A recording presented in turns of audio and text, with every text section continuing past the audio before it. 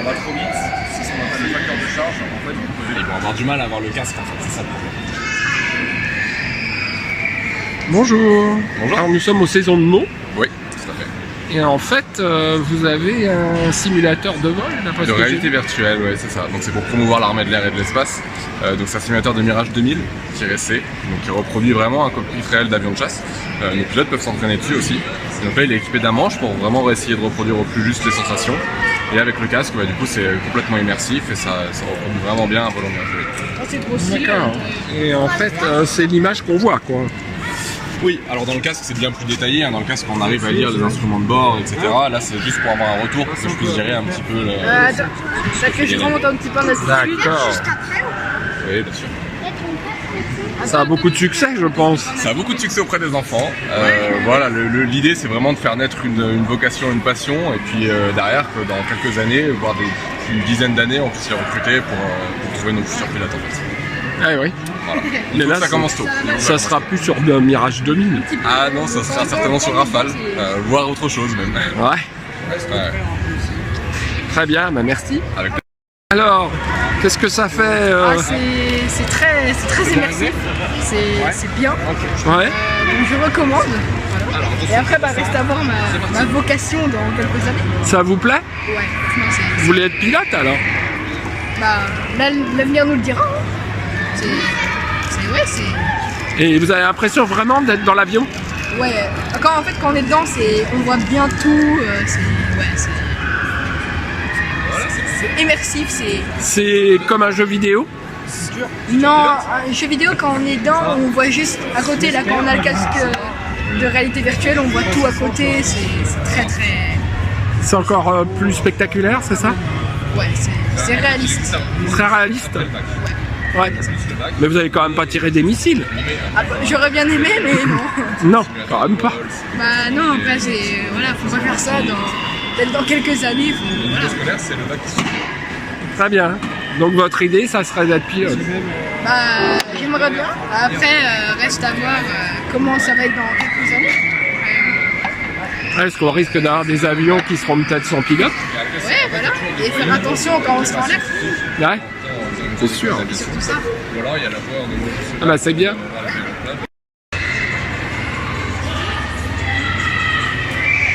Bonjour. Alors vous êtes aux saisons de Meaux? Oui, Et pourquoi? pour présenter France ULM. C'est quoi France ULM? France ULM, c'est un aérodrome qui propose des baptêmes de l'air, Ouais. donc des vols découvertes. C'est aussi une école de conduite pour devenir pilote ou instructeur. Et c'est où? Ça à Ins-les-Vélinois, je sais pas trop comment on le dit. Mais, Ah oui, c'est juste à côté en On fait. est tous répertoriés au même endroit à peu près. D'accord. Voilà. Et vous avez beaucoup de monde? Écoutez, j'essaie, je suis toute seule, c'est pas facile, mais je fais comme je peux.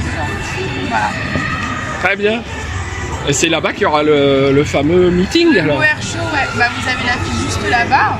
Ah bah oui. Dimanche 10 juillet, de 10h à 18h, il me semble. Ouais, c'est ça. Très bien. Voilà. Ça sera l'occasion de voir des avions voler dans le ciel. On y était. Franchement, incroyable. Non, Vous avez survolé New York? C'est ça, on a fait un petit tour, on a vu la skyline de New York, j'ai voulu faire un petit coucou à la Statue de Liberté. Donc non, vraiment impressionnant. En plus, bon, j'ai déjà eu la chance d'avoir été dans un cockpit une ou deux fois, et là, c'est vrai qu'on s'y retrouve. Donc ouais, impeccable, super. Ah bah super. Alors, regardez, on va laisser la porte ouverte. Merci beaucoup. Hein. Ouais. Avec plaisir. Hein. On va laisser la porte ouverte et vous voyez là, on est en virage droit. Et là, ce que vous voyez là, c'est la Statue de la Liberté. Ah oui. Donc maintenant, on va reprendre le vol, on va laisser l'avion descendre, je vais faire un virage et on va passer juste à côté d'elle. Okay. Ah ouais. Allez, on y va. C'est super. Donc là, je réduis complètement les gaz pour pouvoir commencer à descendre. C'est vrai que c'est formidable. Voilà, donc là, évidemment, on va très vite parce qu'on s'est mis en descente, malgré le fait qu'on ait coupé les gaz. Donc je redresse et maintenant à la vitesse qui va progressivement décroître. Je me mets sur l'horizon, tu vois. Et c'est quand je suis sur l'horizon que je fais mon virage, tu vois. Et là, tu vois, la vitesse, elle est petit à petit en train de descendre. On va continuer comme ça jusqu'à ce que la vitesse descende à 250, entre 250 et 200 miles par heure. Ça fait à peu près 200, ça fait à peu près 350 km/h. Ok, je continue, je manœuvre mon manche tout en douceur. Voilà, ça continue à descendre. À 200, on est pas mal. Maintenant, je remets un peu de gaz. Doucement. Voilà, je lâche mon manche pour qu'il continue à descendre. Là, vous entendez le moteur, là? On va encore un peu plus bas. Et voilà, on a la Statue de la Liberté droitement. Je vais passer sur la gauche, comme ça vous la verrez à la droite. Voilà, là, je remets du gaz.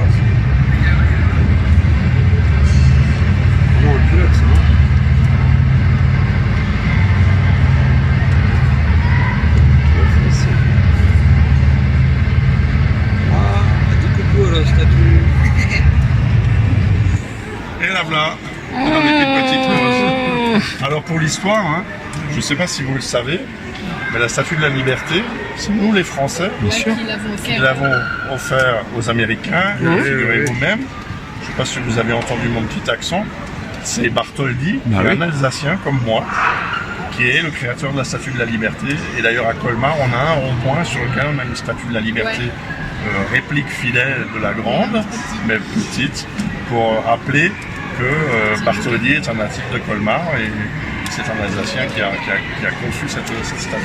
Beaucoup d'Américains ne le savent pas. C'est vrai, oui, bah moi je savais pas non plus. Alors maintenant, pour le pilote suivant, on est en position idéale.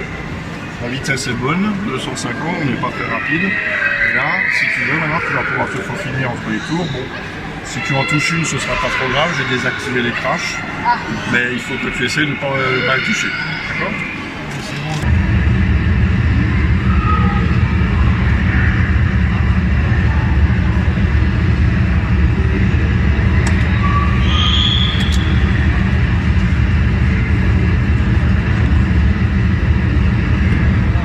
Voilà, très bien, très bien.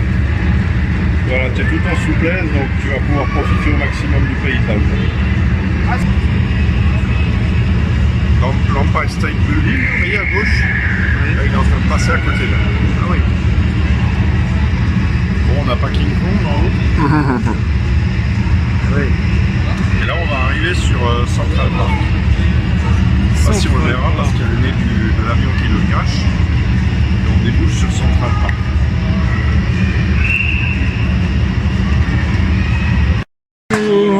Bonjour. Alors, vous êtes aux Saisons de Meaux? Je suis au centre commercial des Saisons de Meaux. Ouais. Avec mon cockpit de P47. Donc c'est la deuxième fois que je viens ici. Je suis venu en... Je vais peut-être regarder plutôt l'objectif. Oui. Je suis déjà venu l'année dernière. C'était mon dernier meeting entre guillemets. Parce que c'est pas vraiment un meeting, un centre commercial. Et je suis ici parce que Meaux va faire un meeting aérien cette année. En juillet, comme tous les habitants de la région le savent. Et ce meeting est préparé par les passionnés du centre commercial, parce qu'on peut dire qu'ils sont passionnés pour faire ce genre de choses. Et il y a plusieurs activités aéronautiques, il y a de l'autogire, il y a de l'ULM Pont-Hilaire, il y a l'armée de l'air qui est en train de renseigner les gens sur les carrières qui proposent des vols en réalité virtuelle. Oui. Il y a également des informations aéronautiques ici, et puis il y a moi avec mon cockpit artisanal. Je suis un particulier, je fais ça pour la passion. Je promène ce cockpit depuis maintenant pas mal d'années dans différents meetings en France. J'ai fait pendant pas mal d'années tous les meetings de l'armée de l'air, enfin tous les meetings de la Fondation des œuvres sociales de l'armée de l'air, la FOSA. En général entre 2 à 1 meeting par an. J'ai fait 3 fois Melun, Air Show, que tout le monde connaît en région parisienne, qui a été un super succès l'année dernière. Que je devrais refaire cette année normalement, il y a un changement d'organisation, mais normalement ça devrait se faire. Le Safran également, enfin je fais beaucoup de choses en région parisienne en fait, parce que comme chacun sait, la région parisienne est très dynamique au niveau aéronautique. Et je vais faire également la région de Clermont-Ferrand cette année avec Issoire, je devrais aller à Royan, l'armée de l'air ça devrait être Cognac, enfin voilà. Beaucoup. Ça bouge pas mal. Voilà. Alors à la base, ce cockpit, je l'avais conçu pour moi, bien égoïstement, pour le mettre dans mon sous-sol et puis m'amuser à voler.